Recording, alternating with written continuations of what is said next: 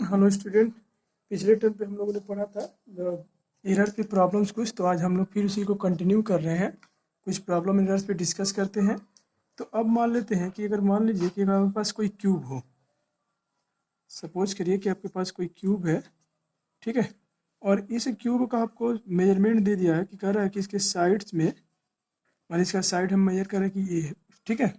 तो यह साइड के मेजरमेंट में कह रहा है कि जो एरर है वो कह दिया कि जो परसेंटेज एरर है, मतलब डेल्टा ए बाई ए, ये दे रखा है 2% का, ठीक है ना। इसके जो मेजरमेंट में है कह रहा है कि 2% का एरर है। तो आपका पूछ रहा है कि इसके वॉल्यूम के मेजरमेंट में जो परसेंटेज एरर होगा वह कितना होगा, ये फाइंड आउट करना है। तो अब हम लोग का सिंपल है कि इसमें हम लोग क्या करते हैं कि फॉर्मूला का यूज करते हैं। तो हम लोग लिखेंगे कि जो ये घन है, ठीक है, तो इस घन के वॉल्यूम में, मतलब ये जो क्यूब है, क्यूब के आयतन में कितने का हमारा इस क्यूब का आयतन होता कितना। तो हम लोग लिखेंगे कि सिंस वी नो डेट, क्या जानते हैं, तो वॉल्यूम ऑफ क्यूब जानते हैं कि क्या होता है साइड पे पावर 3, ठीक है ना। तो अब फिर से इसका हम लोग क्या कर लेते हैं, तो परसेंटेज एरर, आपको परसेंटेज एरर निकाला जाए तो देयरफॉर परसेंटेज एरर, ठीक है। तो परसेंटेज एरर इक्वल टू हम लोग लिख सकते हैं कि delta V by V into 100 equal to जो पावर होता है वो क्या हो जाता है, मल्टीप्लाई हो जाता है, और delta A by A into 100, ठीक है। अब ये बाकी हम लोग का मेजरमेंट दे रखा तो रख लेते हैं। तो ये हो गया 3 इंटू 2% दिया था, तो मतलब हमारा क्या होगा, टोटल 6% का एरर हुआ। अब ऐसे मान लीजिए एक प्रॉब्लम और डिस्कस कर लेते हैं कि जैसे मान लीजिए कह दिया कि एक आपका स्फेयर है, ठीक है। अब स्फेयर का रेडियस में, रेडियस के मेजरमेंट मान लेते हैं कि जो रेडियस हमारा है, इस रेडियस के मेजरमेंट में जो आपसे एरर हो रहा है।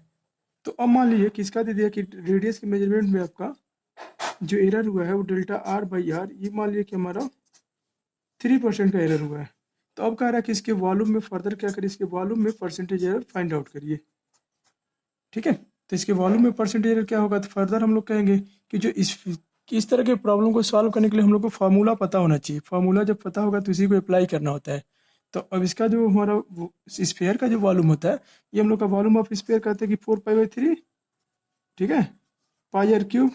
तो अब देखिए ये हमारा नंबर है, मतलब 4 पाई बाई 3 ये नंबर है। तो अब जिसमें तो कोई एरर हो ना गया नहीं, तो ये हमारा अभी एरर लेस हो गया। तो अब हम लोग कहेंगे therefore percentage error in volume. तो वॉल्यूम के में जो परसेंटेज एरर होगा वो हमारा ये इतना हो गया, मतलब फार्मूला हो गया। एंड ये हो जाना है कि 3 डेल्टा आर बाई आर, ठीक है, इंटू 100। तो अब हम लोग का कितना हो जाएगा, क्योंकि ये लॉग हम लिखते हैं ना कि log 4/3 पाई, तो ये हमारा log को जब पार्शियल डिफरेंशिएशन करेंगे, इसका आंशिक अवकलन करेंगे तो वह 0 हो जाएगा। तो सिंपली हमारा केवल r बचेगा। ये हमारा हो जाएगा कि 3 इंटू 3% मीन्स हो गया 9%, ठीक है। ऐसे प्रॉब्लम्स आपको अरेंज कर रहे हैं। पिछले टर्म पे हमने कुछ और प्रॉब्लम्स आप लोग को कहा था कि इस टाइप वाले प्रॉब्लम को डिस्कस करने के लिए कि आप लोग उसको थोड़ा सा अरेंज कर लेंगे। तो आज आपका अब नेक्स्ट हम टॉपिक पढ़ने जा रहे हैं कि अगर मान लेते हैं कि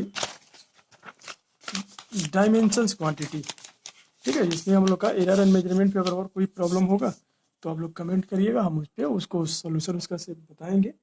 तो अब आ जाते हैं हम लोग कि अगर मान लेते हैं डायमेंशंस क्या होते हैं, मतलब अगर बीमा किसी राशि का लिखना हो, किसी भौतिक क्वांटिटी है, मतलब कोई फिजिकल क्वांटिटी है, भौतिक राशि है, तो उसका बीमा कैसे लिखते हैं।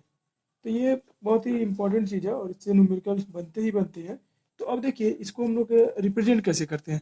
तो मान लीजिए अगर कोई आपके पास कोई फिजिकल क्वांटिटी है, जनरली हम लोग फिजिकल क्वांटिटी को एक्स लेके हम चल रहे थे, तो ये हमारे लिए जो एक्स हमारा कोई एक भौतिक भौतिक राशि है, तो अगर इसके आप यूनिट लिख देते हैं, जैसे मान लीजिए अगर हमने कह दिया कि ये जो एक्स है ये मान लीजिए फोर्स है, एक्स को हम कह रहे हैं कि फोर्स है, ठीक है ना। तो अगर ये फोर्स है, तो अब इस फोर्स को अगर हम मान लीजिए कह देते हैं कि अब जैसे फोर्स लिख दिए, तो इसका जो यूनिट लिखेंगे, यूनिट लिखने का मतलब हो गया कि या तो न्यूटन लिखिए, या तो अब लिखेंगे कि किलोग्राम मीटर पर सेकेंड स्क्वायर। तो ये जो हम लोग किलोग्राम मीटर पर सेकेंड स्क्वायर लिख रहे हैं, मतलब इसके मात्रक जो लिख रहे हैं ना, जो यूनिट, अगर इस पे हम कोई घात लिख देते हैं, मतलब कोई पावर लिख देते हैं, तो ये जो पावर हमारा रिप्रेजेंट होता है, जो रिप्रेजेंट करने का जो तरीका है, इसी तरीके को हम लोग कहते हैं कि यह बीमाएँ हैं, ठीक है ना। तो अब इसको जैसे कुछ हम लोग जैसे मान लीजिए, अब हाँ एक चीज़ और स्पेशल है कि जब देखिए लेंथ होता है, इसमें बच्चे लोग बहुत कंफ्यूज रहते हैं। तो लेंथ को कभी भी डायमेंशन में लिखते हैं तो एल लिखते हैं, और डायमेंशन को हमेशा ऐसे स्क्वायर ब्रैकेट में ही लिखते हैं, ठीक है। अब जैसे मान लीजिएगा मास हो जाए, तो मास के लिए हम लोग क्या करते हैं कि हमेशा m यूज करते हैं, कैपिटल M ब्रैकेट में, एंड टाइम को हमेशा हम लोग क्या करते हैं, तो टाइम को हमेशा हम लोग कैपिटल T से रिप्रेजेंट करते हैं। तो अभी जैसे हमने बात किया था फोर्स का, तो अगर मान लीजिए अगर फोर्स का अगर हमको यूनिट लिखना होता, तो फोर्स के लिए हम लोग पहले क्या लिखेंगे, मास इंटू एक्सेलरेशन। तो मास को हम लोग तो किलोग्राम लिखेंगे, मतलब डायमेंशन से हम लोग यूनिट भी बता सकते हैं और इसके क्वांटिटी को रिप्रेजेंट भी कर सकते हैं। तो अब देखिए मास को तो हम मान लीजिए मास लिख रहे हैं, बट मान लीजिए अगर एक्सेलरेशन को नहीं पता, तो एक्सेलरेशन को लिखेंगे वेलोसिटी ऑफ चेंज, मतलब rate of change of velocity. अब मान लीजिए वेलोसिटी को भी नहीं जान रहे हैं, तो इसमें परेशान होने की जरूरत नहीं है। अब वेलोसिटी को हम लोग लिख सकते हैं ना कि डिस्प्लेसमेंट अपॉन टाइम, मतलब डिस्टेंस अपॉन टाइम। तो rate of change of displacement is known as velocity. तो ये तो हमारा टी था, और एक एन अदर टी आ गया, तो ओवरऑल हमारा जो यूनिट आ गया वो क्या आ गया, किलोग्राम मीटर सेकेंड स्क्वायर। तो अब हम लोग लिख देंगे देयरफॉर डायमेंशन ऑफ, मतलब बीमा, ठीक है ना, dimension of F equal to क्या लिख सकते हैं। तो अब किलोग्राम के लिए हमने क्या कहा था, मास है ना, तो इसके लिए हम लोग एम यूज करेंगे। मीटर के लिए क्या कहा था, तो एल यूज करेंगे। टाइम के लिए क्या कहा था, तो टी स्क्वायर यूज करेंगे, ठीक है। तो अब इसको हम लोग क्या लिख सकते हैं, अब इसको ऊपर लेके चलिए, तो फॉर्मूला अप्लाई करिए। तो ये हमारा होगा एम एल और टी पे पावर -2। तो ये हम लोग का हो गया डायमेंशन ऑफ फोर्स। जैसे ये टी पे पावर -2 कैसे हो गया, तो ये हमारा आपका मैथमेटिक्स है, इसको हम लोग अगर ए टू दी पावर मान लीजिए -m लिखा, तो इसको हम लोग ए टू दी पावर m लिख सकते हैं, ठीक है ना। ये फार्मूला यूज़ किया है। अब जैसे मान लीजिए अभी हमने एक्सेलरेशन का बात किया था, त्वरण का बात किया था, तो जो एक्सेलरेशन ये है, तो उसको हम लोग वेलोसिटी अपॉन टाइम कहेंगे ना। तो वेलोसिटी अपॉन टाइम को हमने क्या लिखा था, distance upon time into time. तो फर्दर इसका अगर डायमेंशन लिखना होगा तो क्या लिखेंगे, डिस्टेंस लिए एल कहेंगे, और ये टी पे पावर -2 ऊपर जाएगा, तो ये हमारा हो गया एक्सेलरेशन का यूनिट, ठीक है। अब जैसे मान लीजिए सरफेस टेंशन, ये इंपॉर्टेंट क्वेश्चन है, मतलब पृष्ठ तनाव। तो अब सरफेस टेंशन का क्या डायमेंशन हो सकता है, तो सरफेस टेंशन का जो डायमेंशन होगा, ये हम लोग इसको टी से या एफ से रिप्रेजेंट करिएगा। कहीं कहीं पे टी से रिप्रेजेंट करते हैं, और कहीं कहीं से हम लोग इसको एस से रिप्रेजेंट करते हैं, ठीक है। तो ये हमारा जो टी और एस है, ये दोनों क्वांटिटी से रिप्रेजेंट करते हैं। तो ये हमारा था फोर्स पर यूनिट लेंथ, मतलब कि जो पृष्ठ तनाव हो गया, क्या होगा कि किसी जो मतलब लिक्विड है, तो लिक्विड के जो आपका, जैसे मान लीजिए कि हमारा क्या है कि लिक्विड के बहुत सारे लेयर्स हैं, तो इसमें अगर कोई हम इमेजिनरी अगर कोई सरफेस ट्रेस कर रहे हैं, तो इसके पर यूनिट लेंथ पे जो फोर्स हमारा जो एक्ट होता है, उसी को हम लोग बोलते हैं सरफेस टेंशन। तो अब देखिए, अब इसके लिए तो हम लोग फोर्स के लिए लिखेंगे एम एल टी पे पावर -2, और एल के लिए क्या लिख सकते हैं, एल के लिए हम लोग एल ही लिखेंगे। तो ओवर इसका डायमेंशन क्या आ जाएगा, डायमेंशन हम लोग का आ गया एम एल पे पावर 0, क्योंकि एल से एल कैंसिल होगा, टी पे पावर -2। तो ये हमारा हो गया सरफेस टेंशन का डायमेंशन, ठीक है।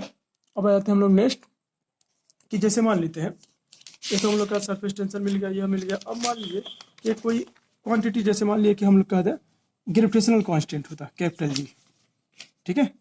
तो जी की भी डायमेंशन कैसे लिखेंगे, कैपिटल जी का।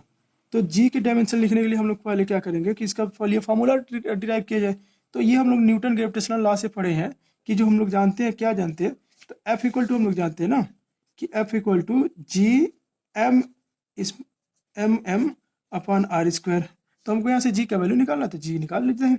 तो हमारा जी इक्वल टू क्या हो जाएगा, ये आर स्क्वायर आके मल्टीप्लाई होने वाला, तो F into R square by M capital M, सबका यूनिट लिख लेते हैं। तो हम लोग यूनिट लिख लेंगे, तो क्या कहेंगे, यह न्यूटन मीटर स्क्वायर पर किलोग्राम स्क्वायर। तो ये कैपिटल जी का हमारा क्या हो गया, यूनिट भी हो गया। अब इसका डायमेंशन लिखा जाए, तो हम लोग लिखेंगे डायमेंशन ऑफ जी, मतलब जी की बीमा। तो डायमेंशन ऑफ जी क्या लिख सकते हैं, तो अब एफ की डायमेंशन लिखेंगे। इसमें हम लोग अलग अलग क्वांटिटी का डायमेंशन पहले लिखते हैं, फिर इसके बाद इसको अरेंज करते हैं।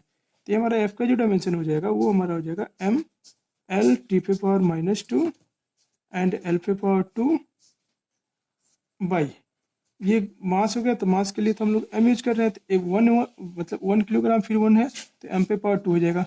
इसको ऊपर लेके चलते हैं, तो हमारा हो जाएगा एम पे पावर -1 एल पे पावर 3, क्योंकि यहाँ पे पावर 1 है और यहाँ पे पावर 2, तो एल पे पावर 3 हो जाएगा, टी पे पावर -2। ये हमारा हो गया कैपिटल जी का डायमेंशन, ठीक है। अब आ जाते हैं, जैसे मान लीजिए कि एनर्जी का देता या प्लैंक्स कांस्टेंट।